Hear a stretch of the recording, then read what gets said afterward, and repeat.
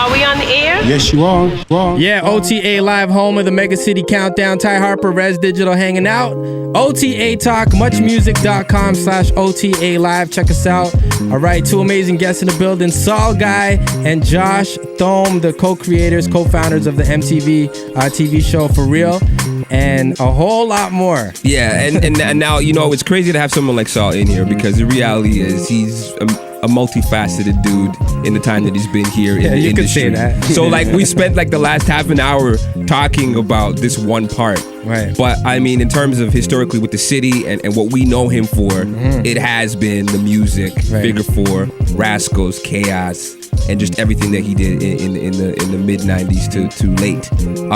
Dude, you were basically there when it all started. Street teams, marketing and promotion, big budget videos.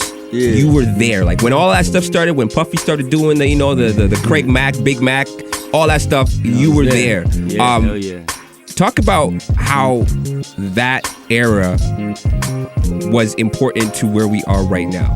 Well, because I mean, for a lot of the kids, they may not have the historical reference to it. I mean, it's interesting. Like sometimes you create and you do things because you just don't know. If you kind of knew how you were supposed to do it, you might have dropped the ball. We were spending a lot of time with the Rascals originally. Some of our success came from our isolation, I think. You know, we were in Vancouver. We didn't know we weren't supposed to do it like that. We weren't in Toronto. We were listening to Far Side and Big Daddy Kane and EPMD and NWA. Like, what did these guys say? You know, and then Chemo started making beats and we were like, yo, that sounds like Cypress Hill or whatever. And we started flowing and we started doing our thing and we were like, well, people like it in Vancouver, and we just would drive to Calgary and find someone. And what we started finding, I think, was our counterparts across the country. And we came here and we found people doing stuff just like us, and we were like, where's the guys? Like, because there'd been a bit of a drought between like Maestro and Dream Warriors. We were like, we'd be sitting, and me and Reb be sitting watching Rap City like, where's the guys? And we seen certain things, but we was like, nah, that ain't it. Because we, you know, still, I'm like a art snob. Like I don't, it's like, I come from the hip hop background. Like if you're fly or you're not. Yeah. Like I think there's ego and arrogance exists firmly in art, and that's fine. And hip hop, you're like, yo, are you dope? And I remember, I'll never forget, one day we was watching Master T, and we seen Socks, Cardi, that whole crew in Marvel, all came and just ripped it, and we were like, those are the guys. I was like, oh my God, they're here. And the next week we went down to the record store and we and Kimo was like, yo, I just bought this record, Father Time, you gotta come over. I came over, I was like, from the time ticks on to the early morning break of dawn. We were like, oh my God. And we were like, we gotta get to Toronto. Yeah. So we were kind of like blazed into it. And then what started happening was there was such a groundswell, I think, in Canada of talent. And kind of, we wouldn't take no for an answer. And then guys like me started kind of figuring out, okay, well, if we're going to take the next step, we got to figure out how to get into these companies that are going to support and have the distribution and all this stuff. And there was no kind of blueprint for it. So we just thought we did it on our own with Figure 4, and we eventually did deals with BMG and so on and so forth. And I got a gig there, and we started emulating in a different way what we were seeing in the States, because we were traveling to California, we were going to New York, we were seeing street teams, like you said. It was all kind of happening. And what the companies weren't doing was kind of connecting from the boardroom to the street. Right. And we were that middle ground. And so things started really blowing up, and it started crossing over into the mainstream. And there was kind of this desire to push it through, and we were brash and arrogant in our naivete of our youth, you know what I mean? Being young, like 22 years old, like whatever. We won a Juno Award. We were like, never mind that. We don't want that, because they didn't let us perform. Yeah. They like that. We gave the Juno back. People forget. We won a Juno Award in like, I don't know what it was, like the mid 90s. Yeah. And we were in Vancouver, and we was like, yo, we had a record. We were kind of blowing up, and we were like, and it was in Vancouver. We were first like, yo, you're not gonna let us perform? We're like, all right, that's cool. And then they gave the hip hop award, the dance hall award, and the R&B award. It was like 8 o'clock to 9 was the pre-televised, 9 to 10 was the thing, or 11, whatever, blah, blah. We showed up like 10 minutes late, of course, and they'd given away all 3 Black Music Awards. Right. And we had thought about it the night before. We're like, you know, if we win, this ain't right. And so when we won, we told them. We went in the room, they're like, oh, congratulations. Everyone liked us all of a sudden in the media. And we were like, you know what? And we read this statement that we written. We were like, this is about music. It's a celebration of music. And unless you want to make us a part of it, you can keep your award.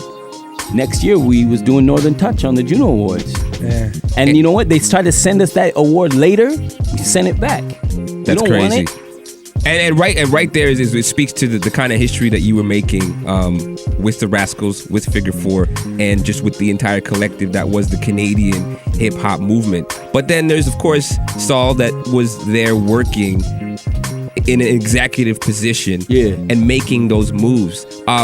How important was that idea of the street team, the street marketing to building hip hop here in Canada? Because I know when you guys started that stuff here down in Toronto, I remember specifically working at HMV, and the stickers went up on the actual 333, and there was a whole hoopla about all that. But talk about the actual mentality that you guys brought to the table and thinking to yourself, this is what's going to take Toronto and Canadian hip hop to that next level. Well, even the name that I came up with, we call it Street Soldiers. Yeah. We were just having fun, man. Yeah.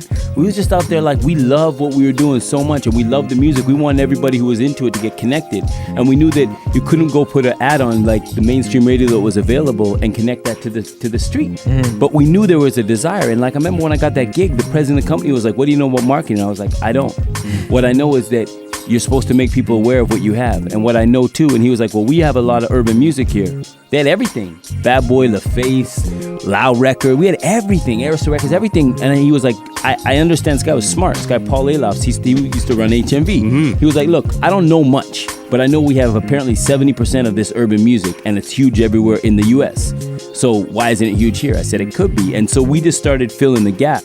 And what I found when I left BMG and I went to Arista in New York, and I was working really closely with, Bad Boy and LaFace and Wu-Tang and all those cats, Outkast, whatever.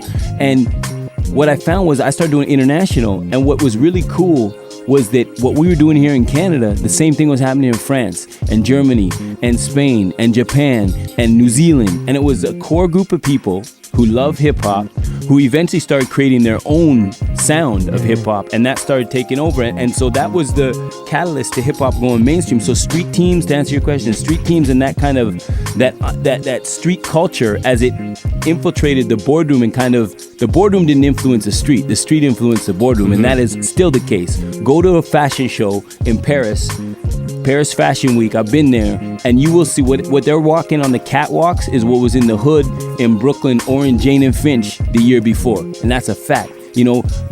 North American, specifically Black American culture, is one of the greatest exporters of global culture, period. Be it music, art, fashion, that's just what it is. Yeah.